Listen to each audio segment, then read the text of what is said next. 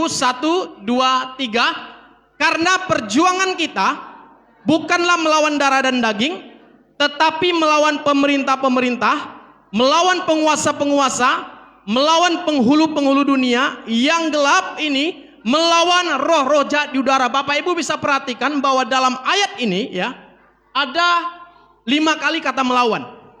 Betul ya? 1, 2, 3, 4, 5. Saya sengaja buat tulisan merah ya. Itu artinya apa? Ya, ini tulisan Paulus, itu artinya bahwa hidup ini memang benar adalah sebuah perlawanan. Katakan amin.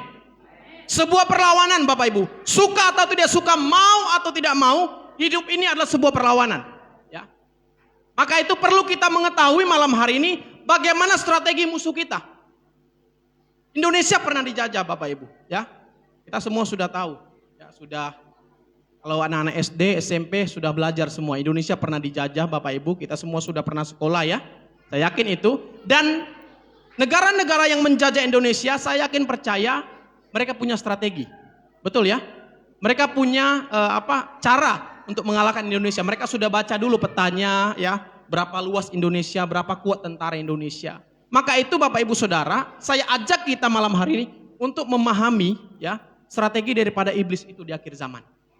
Ya. Kita belajar Bapak Ibu Saudara. Mungkin Bapak Ibu bertanya, kenapa kok kita harus belajar ini? Saya mau sampaikan kepada kita harus tahu dulu strategi lawan itu, baru kita bisa melawan. Kalau enggak kita tidak akan menang Bapak Ibu. Amin? Siap untuk belajar ya? Kita akan belajar strateginya apa saja. Lanjut Pak, slide berikutnya ya.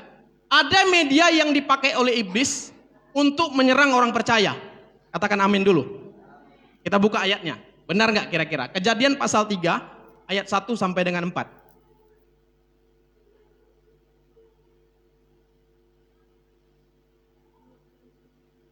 Kejadian pasal 3 ayat 1 sampai dengan 4. Jika Bapak Ibu Saudara sudah dapat, ya boleh satu orang untuk membacakan dengan keras. Kita sepakat dulu ada media yang dipakai oleh iblis untuk menjatuhkan orang-orang yang percaya. Kejadian pasal 3 Ya. ayat 1 sampai 4. Demikian bunyi firman Tuhan. Adapun ular ialah yang paling cerdik dari segala binatang di darat yang dijadikan oleh Tuhan Allah. Ular itu berkata kepada perempuan itu, tentulah Allah berfirman, semua pohon dalam taman ini jangan kamu makan buahnya, bukan? Lalu sahut perempuan itu kepada ular itu, buah pohon-pohonan dalam taman ini boleh kami makan, tetapi tentang buah pohon yang ada di tengah-tengah taman, Allah berfirman, jangan kamu makan ataupun raba buah itu, nanti kamu mati. Tetapi ular itu berkata kepada perempuan itu, sekali-kali kamu tidak akan mati. Nah, Bapak Ibu bisa perhatikan di sini ya. Ini cerita tentang ya kisah Hawa jatuh dalam dosa. Siapa yang iblis pakai Bapak Ibu? Siapa? Ular yang dipakai. Ular dikatakan dalam ayat 1 adalah binatang yang paling cerdik. Saya yakin diciptakan Tuhan dengan maksud baik. Amin. Tapi itu dipakai menjadi alat, menjadi media untuk menjatuhkan siapa? Hawa, manusia. Makanya Bapak Ibu Saudara, saya katakan di awal apa? Ada media yang dipakai oleh iblis. Arti media adalah alat, ya. Dipakai oleh iblis untuk menyerang orang-orang yang percaya. Nah, maka itu malam hari ini Bapak Ibu Saudara, saya mau ajak kita melihat ada berapa media, ya, yang ada di sekeliling kita. Yang juga dipakai oleh si jahat itu untuk menjatuhkan kita orang-orang percaya. Dan jika kita sudah tahu ini Bapak Ibu Saudara, saya berharap kita belajar untuk peka dan menang atas segala masalah. Amin. Apa medianya? Itu juga saya akan sampaikan dari sisi Alkitab. Kita lihat yang pertama Bapak Ibu. Ya, media yang iblis pakai pada akhir zaman ada 3. Yang pertama perhatikan. Pasangan. Kaget, mulai kaget Bapak Ibu. Berarti suami saya, berarti istri saya. Bukan Bapak Ibu Saudara ya. Ini bicara tentang apa? Bicara tentang pasangan kita, betul. Yang Tuhan sudah percayakan kepada kita, tapi bisa dipakai oleh iblis. Saya mau katakan bukan berarti ketika dia sudah melayani ya, ketika dia sudah lama Kristen, dia tidak bisa dipakai, tidak. Bapak Ibu akan ingat satu firman Tuhan ketika Tuhan Yesus ya memberitahukan kematiannya kepada Petrus, ya. Ingat Bapak Ibu Saudara, firman ini tertulis dalam Markus pasal 8 ya. Yesus bilang apa waktu Petrus menghardik? Waktu Petrus bilang, "Tuhan, sekali-kali engkau tidak akan mengalami itu." Yesus bilang apa Bapak Ibu? Dia katakan, "Enyalah iblis." Ya, dia katakan ini bukan berasal dari Tuhan, tapi ini berasal dari si jahat. Ini berasal dari iblis, Bapak Ibu. Artinya apa? Pasangan kita, orang-orang terdekat kita bisa dipakai, Bapak Ibu Saudara. Ya, makanya Alkitab berkata, kitab Petrus berkata, ya, iblis itu berjalan seperti singa yang mengaum, mencari orang yang tidak dapat ditelannya, Bapak Ibu Saudara. Dia cari orang, dapat nggak ditelannya? Dia cari, Bapak Ibu Saudara, siapapun kita, Bapak Ibu Saudara, kalau tidak peka, ya, maka kita akan dipakainya. Kita lihat sebagai dasar firman Tuhan, 1 Raja-Raja pasal 11 ayat yang ketiga, ya. Bapak Ibu perhatikan saja, saya bacakan ya, ini kisah tentang Salomo. Dikatakan apa? Ia mempunyai 700 istri, ini istri Salomo. Dari kaum bangsawan dan 300 gundik, ya. Istri-istrinya itu menarik hatinya daripada Tuhan. Perhatikan Bapak Ibu, ini pasangannya Salomo. Ada 1000 ya, betul ya? 700 tambah 300, ada 1000 pasangannya. Menarik hatinya daripada Tuhan. Ini yang saya maksud, pasangan kita Bapak Ibu Saudara, ya, orang-orang terdekat kita bisa dipakai Tuhan. Ya, bisa dipakai iblis untuk menjatuhkan kita Bapak Ibu. Ya, makanya kita perlu peka di sini. Dan kalau kita sudah tahu hal itu, ya, ketika kita diperhadapkan dengan pasangan kita, jangan langsung memarahi Bapak Ibu Saudara. Tapi perhatikan bahwa ada yang bekerja di belakangnya siapa? Si iblis tadi Bapak Ibu Saudara. Dipakai untuk apa? Menjatuhkan kita. Maka itu kalau kita sudah tahu firman Tuhan malam hari ini, mari kita belajar untuk menengking yang di belakangnya. Bukan dia secara langsung Bapak Ibu Saudara. Amin. Dengan gitu kita bisa bersabar Bapak Ibu. Bisa lebih menikmati hidup ini, menghadapi setiap kenyataan hidup. Kita bisa tahu bahwa strategi daripada si jahat itu ialah memakai pasangan kita agar kita juga jatuh ke dalam dosa Bapak Ibu Saudara. Amin. Mungkin kurang contoh, saya berikan lagi beberapa contoh ya. Perhatikan kisah Adam dan Hawa, ya, Kejadian 3 ayat 6. Cepat, satu orang boleh bacakan ya. Kisah ini Bapak Ibu Saudara, kita lihat benar nggak kira-kira pasangan daripada kita dipakai oleh iblis untuk menjatuhkan kita. Kejadian pasal 3 ayat 6. Kejadian 3 ayat 6, perempuan itu melihat bahwa pohon itu baik untuk dimakan dan sedap kelihatannya. Lagi pula pohon itu menarik hati karena memberi pengertian. Lalu ia mengambil dari buahnya dan dimakannya dan diberikannya juga kepada suaminya yang bersama-sama dengan dia, dan suaminya pun memakannya. Amin Bapak Ibu. Hawa berikan kepada suaminya, yaitu Adam Bapak Ibu Saudara. Dia dipakai, sesudah dia dipakai tadi dia buat lagi segala sesuatu untuk menjatuhkan suaminya Bapak Ibu Saudara. Tapi yang bekerja di belakangnya adalah iblis tadi di awalnya. Maka itu Bapak Ibu Saudara ya, kita perlu peka ya, melihat bahwa pasangan kita ini ya, suami atau istri kita ini, kita perlu melihat Bapak Ibu Saudara, agar kita belajar untuk bersabar, agar kita belajar untuk mengerti bahwa strategi iblis adalah menghancurkan setiap rumah tangga. Ya, sehingga pasangan-pasangan kita ya dipakai oleh Tuhan secara tidak langsung. Kalau mereka tidak peka juga, mereka akan terus dipakai Bapak Ibu Saudara. Maka malam hari ini Bapak Ibu, mari kita belajar lebih peka lagi. Kita melihat bahwa strategi iblis di akhir zaman ini, dia memakai pasangan kita untuk kita jauh daripada Tuhan. Amin ya. Saya harap kita semua boleh paham Bapak Ibu Saudara, dan kita belajar untuk bersabar dan melihat bahwa di belakang daripada pasangan kita ada kuasa lain yang bekerja untuk menjatuhkan setiap rumah tangga Bapak Ibu. Ini yang pertama. Dan yang kedua Bapak Ibu Saudara, perhatikan lanjut. Ini kisah Ayub, Bapak Ibu boleh baca di rumah. Ya, nanti Bapak Ibu bisa lihat bahwa istri Ayub juga ya, ingin menjatuhkan Ayub. Dia suruh kutuki Tuhan. Lanjut. Tadi yang pertama pasangan. Yang kedua, perhatikan. Teknologi Bapak Ibu Saudara. Teknologi, Bapak Ibu mungkin bertanya, di mana ayatnya? Apakah sudah ada di Alkitab? Saya ajak kita membuka satu kebenaran firman Tuhan dalam Daniel pasal yang ke-7, ayat yang ke-7.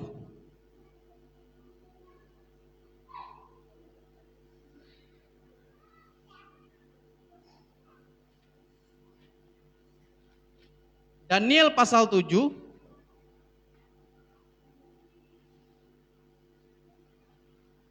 ayat 7. Kita mulai baca dari ayat 2 Bapak Ibu Saudara supaya kita mendapat satu pewahyuan yang baru pada malam hari ini ya.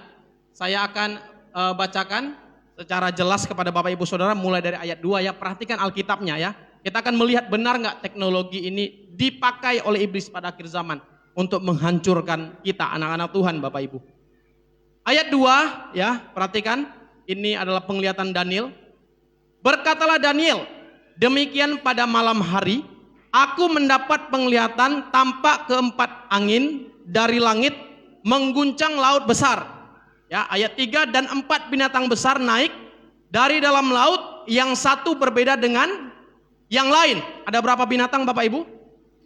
4. Ya, perhatikan ayat 4. Yang pertama, rupanya seperti apa? Seekor singa. Dan mempunyai apa? Sayap burung Raja Wali. Stop dulu di situ. Yang pertama, apa Bapak Ibu? Singa punya sayap burung. Bisa dibayangkan? Masih bisa dikenali ya? Singa punya sayap burung Raja Wali. Itu binatang yang pertama. Dan yang kedua Bapak Ibu perhatikan. Dalam ayat yang kelima. Ya. Dan tampak ada seekor binatang yang lain. Yang kedua rupanya seperti beruang. Ia berdiri pada sisinya yang sebelah, dan 3 tulang rusuk masih ada di dalam mulutnya, di antara giginya. Yang kedua apa? Beruang. Bapak Ibu masih kenal, masih tahu apa itu beruang. Dan yang ketiga perhatikan, ayat 6. Kemudian aku melihat tampak seekor binatang yang lain, rupanya seperti macan tutul. Ada 4 sayap burung pada punggungnya. Masih bisa dikenali? Masih ya? Yang terakhir Bapak Ibu perhatikan ayat 7. Kemudian aku melihat dalam penglihatan malam itu tampak seekor binatang yang keempat yang menakutkan dan mendahsyatkan. Dan ia sangat kuat, ia bergigi besar dari besi. Kita sudah tidak kenal. Tapi di situ ada kata besi Bapak Ibu Saudara. Ini bicara apa? Berbicara tentang bahwa akhir zaman ya, teknologi juga dipakai.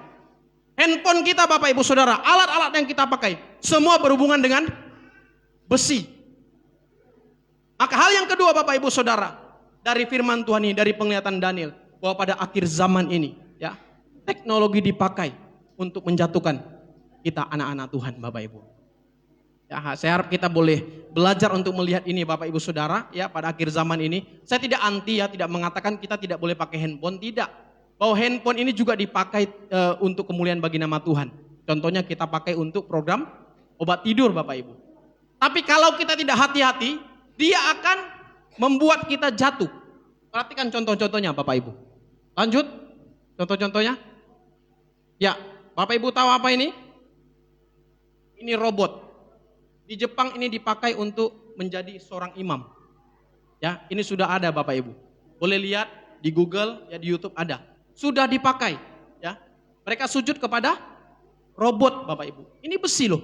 Maka Daniel menubuatkan tadi benar, bahwa pada akhir zaman besi itu yang maha dahsyat tadi katanya akan membuat kehancuran Bapak Ibu Saudara. Ya. Dan di Jerman Bapak Ibu Saudara itu lebih parah lagi. Ya. Ada sebuah gereja yang memang sudah pakai pendetanya sudah pakai robot, namanya Bless You. Coba ada nggak? Ini sudah pakai ini, Bless You namanya. Ini dipakai untuk apa? Mimpin ibadah Bapak Ibu. Tinggal pilih khotbahnya mau kayak mana. Sudah dipakai, ini besi Bapak Ibu. Ini yang dimaksudkan Daniel, bahwa di akhir zaman teknologi akan dipakai untuk menjatuhkan anak-anak Tuhan. Tapi malam hari ini saya berharap kita belajar peka. Amin. Kita belajar peka, oleh sebab itu handphone kita juga Bapak Ibu Saudara. Kalau kita tidak hati-hati maka dia akan menguasai kita, bukan kita menguasai dia. Maka malam hari ini Bapak Ibu Saudara, kita belajar untuk mengerti strategi si jahat ini. Kita balikkan itu, kita pakai handphone kita, semua media untuk memuliakan Tuhan. Amin. Kita balikkan itu, kita berikan kemuliaan bagi Tuhan kita Bapak Ibu. Amin. Saya percaya sekali Bapak Ibu Saudara, ketika kita sadar akan strategi iblis ini, maka kita akan menang. Para orang tua mungkin Bapak Ibu Saudara ya, kalau di tempat kerja ya skater mainannya. Mungkin Bapak Ibu tahu ya skater. Ya beli chip katanya. Beli chip. Sudah parah Bapak Ibu, sambil kerja kadang main. Kadang dimarah bosnya Bapak Ibu Saudara di tempat kerja. Tempat saya bekerja Bapak Ibu ya. Sudah dikuasai hidupnya. Ya. Sudah dipakai oleh sejahat. Anak-anak sekolah mungkin kalau ngumpul Bapak Ibu, bukan lagi bicara komunikasi, bukan. Tapi nunduk semua main handphone. Betul ya? Main handphone, ya lihat di sekitaran kita. Ada anak-anak ketika mereka kumpul tidak lagi berbicara main asik, tidak. Tapi main handphone. Ya, ada Facebook, ada Instagram dan sebagainya. Saya katakan itu tidak salah Bapak Ibu Saudara. Tapi kalau kita dikuasai oleh itu, maka kita juga nanti sudah kalah dengan strategi si jahat itu. Amin Bapak Ibu. Kita siap untuk menghadapi itu, amin. Kita peka malam hari ini, kita belajar untuk mengerti strategi daripada si jahat. Lanjut. Yang ketiga, yang terakhir, ialah uang Bapak Ibu Saudara. Ayatnya lanjut. 1 Timotius pasal 6 ayat 10, kita buka ayat terakhir. 1 Timotius pasal 6 ayat 10.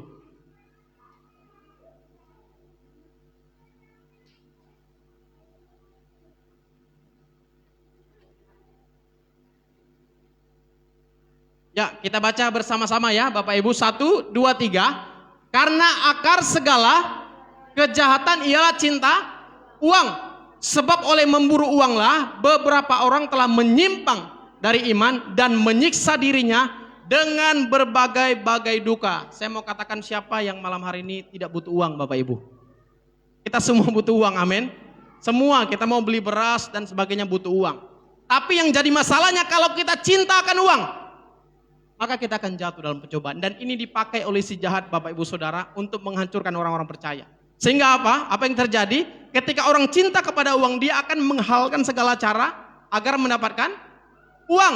Dia akan membunuh, dia akan mencopet, dia akan menipu, dia akan bungakan uang. Karena akar segala kejahatan ialah cinta uang Bapak Ibu Saudara. Amin. Nah, ini perlu kita perhatikan ketiga hal ini. Dan kalau Bapak Ibu ingat Yudas Iskariot ya, dia adalah seorang murid Tuhan yang kemana-mana ikut Tuhan Yesus. KKR dia ikut Bapak Ibu Saudara ya.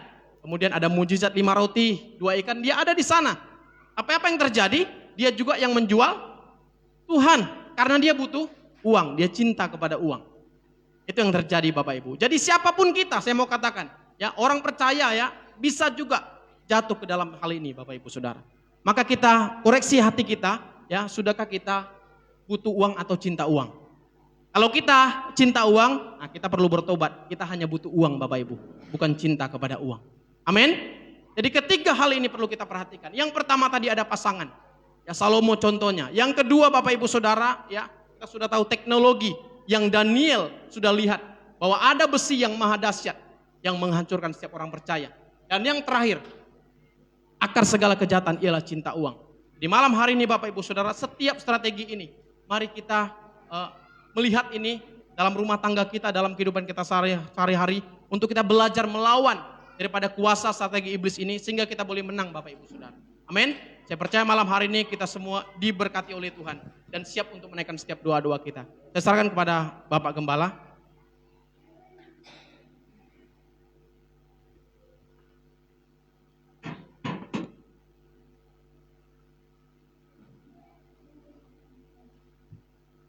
Baik, puji Tuhan. Shalom. Ya, terima kasih. Beri aplaus dulu untuk beliau dulu. Luar biasa firman Tuhannya. Baik, jadi kita telah diajarkan bahwa memang betul hidup ini adalah peperangan. Tak lepas daripada perjuangan, ya kan? Dari dulu ketika kita baru menikah, kalau sudah dapat pasangan hidup, ya sudah enak gitu ya. Harapan kita suami bisa melindungi, tahu-tahu mentinju kan gitu ya. Atau tahu kita harus puasa membuat dia bertobat, benar? Benar kan? Banyak gitu kan?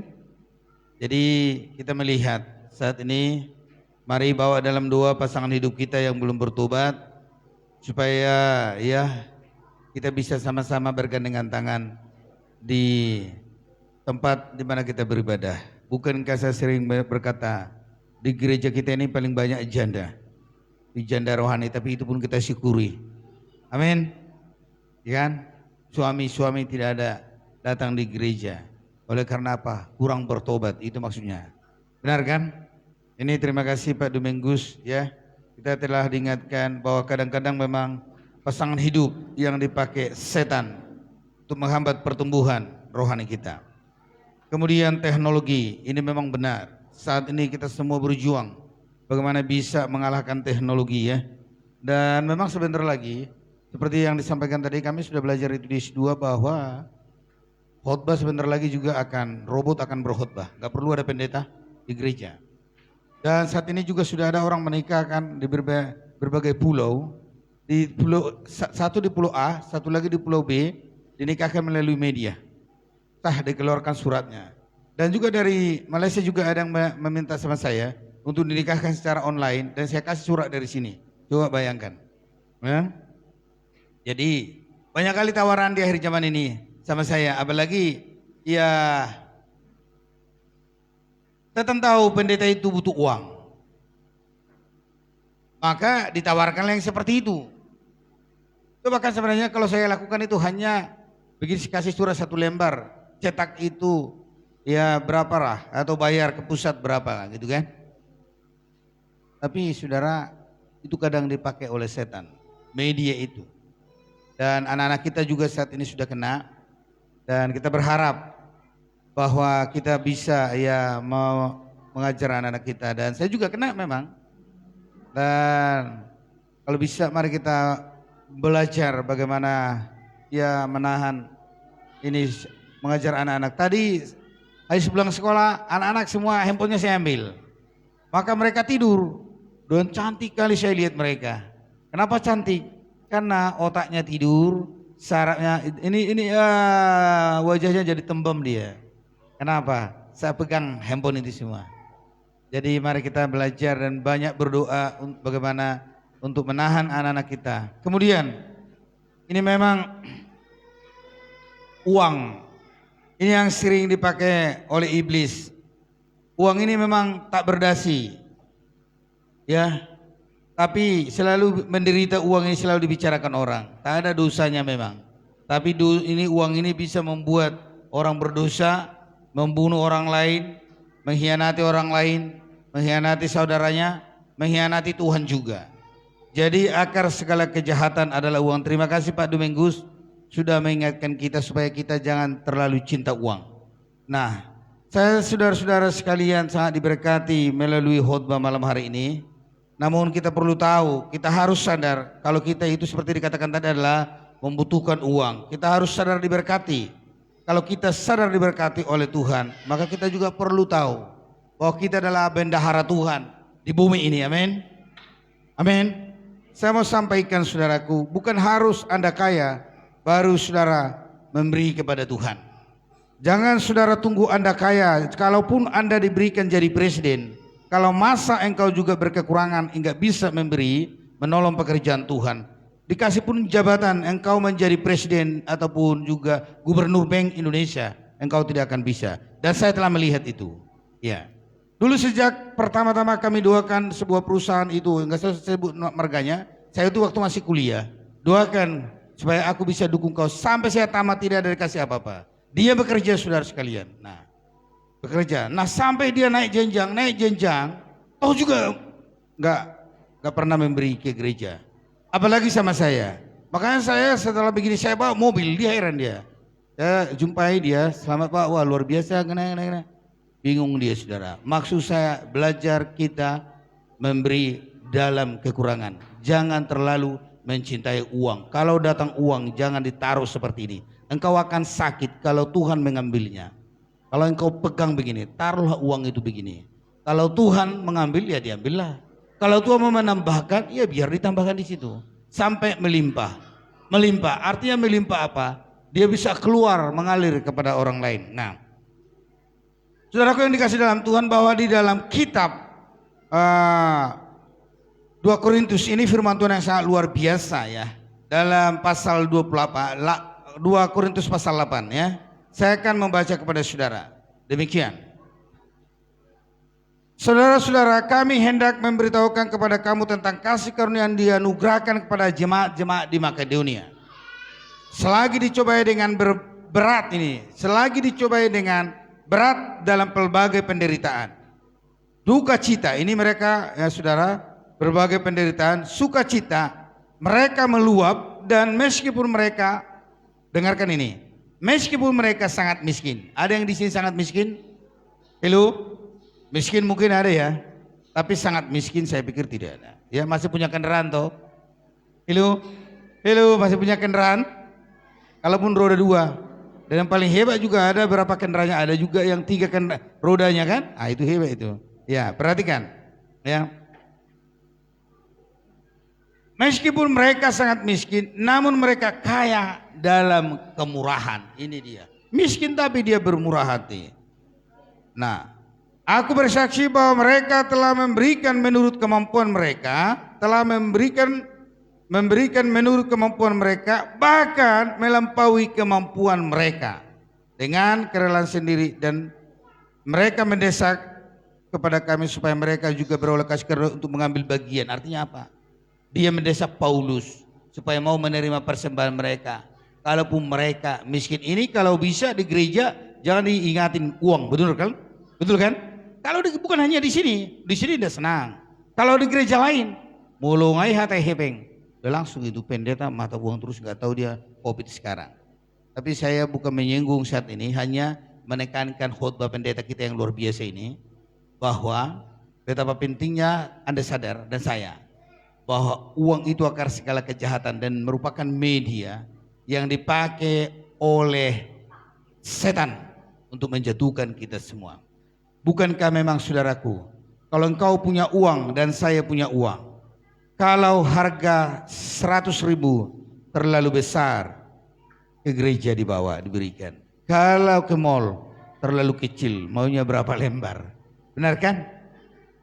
Jadi mari kita belajar memberikan yang terbaik kepada Tuhan. Dan kalau boleh, jangan sisa-sisa persembahan dikasih. Kalau boleh, gajian suami langsung ditolak, dibikinlah di situ di amplop ini persembahan. Amin. Supaya jangan bau api asing di persembahan. Contohnya begini, kalau Anda telah mempersiapkan persembahan setelah gajian, dan kau ambil di situ, kau hitung berapa kali gaji gereja ibadah, kau ambil pun 2.000 atau 5.000, apinya berbeda ketika engkau berikan di gereja ini.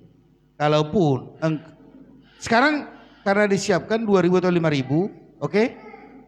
Apinya luar biasa harumnya kepada Tuhan.